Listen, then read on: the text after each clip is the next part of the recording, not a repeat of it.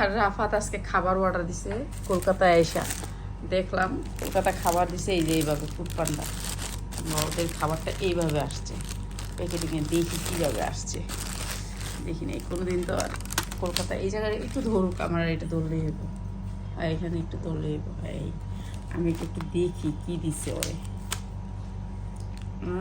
Rice, biryani, মোরগ, অনেক সুন্দর সেন্ট।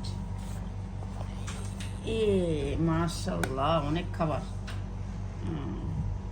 অনেক খাবার, অনেক খাবার। দেখি একটুখানি এদিকে আমার কাছে দেখ, আমার কাছে দেখ, সারাপ সারাপ দুটোটা ঢালছো? না, একটা ডালছে, একটাই খায় না। ও ডাবল দেয়া দিছে।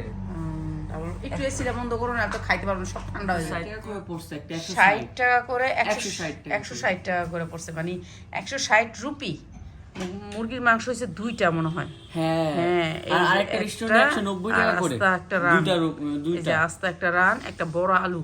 এই দেশে আলুর সবজি খায়, বুঝছেন? আর আমি আমাদের বলি এখানে মানুষরা অনেকজন আছে ভেজিটেরিয়ান, কিন্তু অনেকজন আছে নন ভেজ। এখন যে যেরকম সব জায়গায় চলে। বেশিরভাগই নন ভেজ সবজি খায়। হুম। আমরা আনছি গরুর কলিজা, 50 টাকা। এক বাড়িতে 2 জন খাইতেছি। মানে এই কয় পিস দিছে জানেন?